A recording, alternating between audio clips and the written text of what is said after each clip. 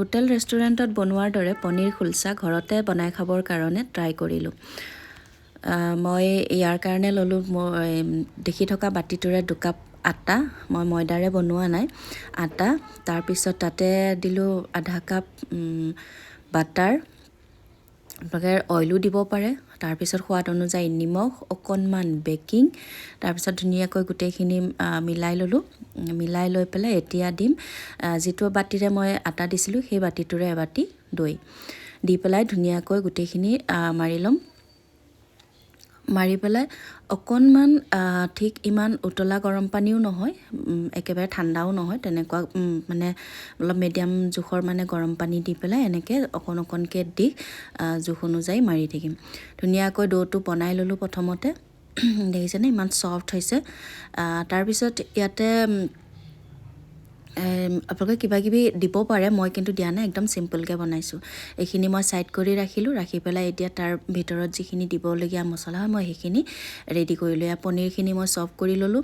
লৈ পেলাই ইয়াতে দিলোঁ ধনিয়া, chilli flakes, red chilli flakes, তাৰপিছত অকণমান জিৰা ধনিয়াৰ গুড়া আৰু সোৱাদ অনুযায়ী নিমখ দি পেলাই ধুনীয়াকৈ মঠি ল'লোঁ।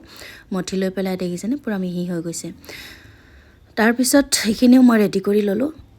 এতিয়া মই পনীৰ খুলছাকেইখনৰ লগত খাবৰ বাবে মই এখন চব্জি তৈয়াৰ কৰিম। চব্জিখন হৈছে বেলেগ একো নাই, মটৰ আৰু পনীৰ, তাৰপিছত বেবী কৰ্ণ আনি থোৱা আছিলে। এনেকৈ গোটেইখিনি মিক্স কৰি পেলাই এখন মই চব্জি তৈয়াৰ কৰিম।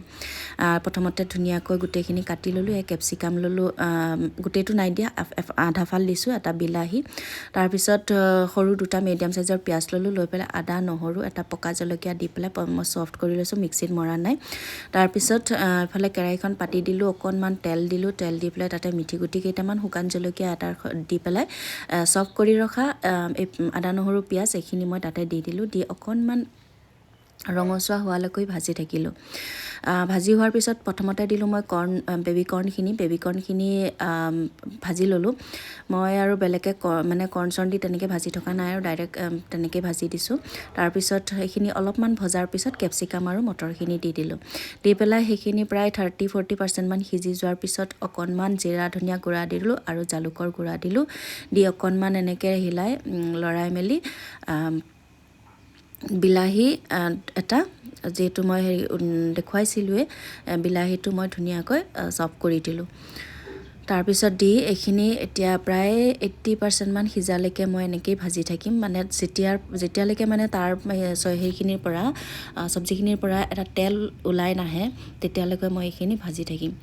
দেখিছেনে ধুনীয়াকৈ তেলটো ওলাই আহিছে আৰু খুব ধুনীয়া কালাৰ এটা আহিছে। কালাৰৰ কাৰণে মই কিন্তু একো ব্যৱহাৰ কৰা নাই দেই।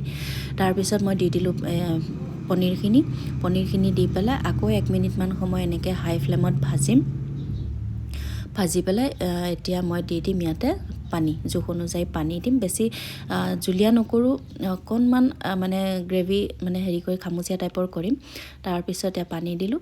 দি পেলাই এতিয়া মই 5 মিনিট, খুব বেছি 7 মিনিট সময় মই অলপ ল' ফ্লেমত উতলিবলৈ দিম, ঢাকি পেলাই উতলিবলৈ দিম।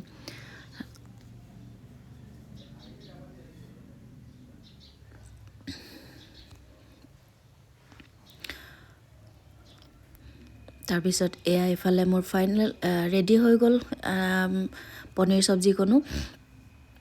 একেবাৰে শেষত মই নমোৱাৰ আগে অকণমান বাটাৰ দিছোঁ আৰু একেবাৰে শেষত মই কচুৰি মেথি অকণমান ছটিয়াই দিছোঁ। দি এইখিনি চব্জিখিনি মোৰ ৰেডি হৈ গ'ল। এতিয়া মই এইফালে বনাই ৰখা ডোটো, মানে খুলছা পনীৰৰ বনাই ৰখা ডোটো এইখিনি মই ৰেডি কৰিম। ধুনীয়াকৈ প্ৰথমতে ইয়াৰ পৰা এটা লাডু উলিয়াই ল'ম। উলিয়াই লৈ পেলাই অকণমান বেলি ল'ম। বেলি পেলাই কি কৰিম, সেইখন বেলাৰ পিছত আপোনালোকে ডাইৰেক্টো হেৰি কৰিব পাৰে, এনেও ডাইৰেক্টকেও বেলিব পাৰে, কিন্তু মই অকণমান আৰু ছফ্ট হোৱাৰ কাৰণে মানে এনেকৈ বেলি পেলাই পকাই দি এটা লাডুৰ আকাৰত মানে জোখত মই ধুনীয়াকৈ কাটি ল'ম। তেতিয়া অলপ মানে আৰু বেছি ছফ্ট হয় মানে। তাৰপিছত এনেকৈ ধুনীয়াকৈ কাটি ল'লোঁ। লৈ পেলাই এতিয়া ইয়াৰ মাজত যিখিনি পনীৰ ষ্টাফিং বনাই থোৱা আছিলে সেইখিনি এনেকৈ ভৰাই দিলোঁ ধুনীয়াকৈ। দি পেলাই আৰু বেলি ল'লোঁ। চাওকচোন বেলিবলৈও ইমান ধুনীয়া হৈছে ন, অকণো লাগি ধৰা নাই বা হেৰি হোৱা নাই। তাৰপিছত ইয়াত ওপৰত মই ধনিয়া পাত অলপ ছটিয়াই দিলোঁ। আপোনালোকে কিবা কিবি বা এনেকৈ কিছুমানে কি বুলি কয় কালা জিৰা বা তেনেকুৱা ধৰণৰ ব্যৱহাৰ কৰে, কিন্তু মই নাই কৰা। মই ক'লোৱে ন মই বেছি মছলা মানে বেছি স্পাইচি খানা মই বেয়া পাওঁ, সেইটো কাৰণে মই মোৰ হিচাপতে বনাইছোঁ। এতিয়া কথাটো হৈছে কি পনীৰ খুলচাটো আপোনাৰ কি হয় পুৰে মানে জুইত সেক দিব লাগে, কিন্তু মোৰ যিহেতু সেইখিনি সুবিধা আছে যদিও নকৰিলোঁ আৰু ডাইৰেক্ট মই টাৱাতে এনেকৈ বাটাৰ দি পেলাই মানে ভাজি গ'লোঁ। ভাজি গৈ এখনকৈ গোটেইখিনি ৰেডি কৰি ল'লোঁ। তাৰপিছত আৰু ধুনীয়াকৈ চব্জিখিনিও ল'লোঁ, লৈ বাতি এটাতে ভৰাই দিলোঁ, দি পিঁয়াজ জলকীয়া খাবলৈ যে এনেকুৱা টেষ্টি হৈছে নহয়, হোটেলতকৈ কোনো গুণে কম হোৱা নাই, একদম আল্টিমেট। ধন্যবাদ ভিডিঅ'টো শেষলৈকে চোৱাৰ বাবে। আপোনালোকেও ট্ৰাই কৰি চাব এনেকৈ সহজতে ঘৰতে বনাই খাবৰ কাৰণে।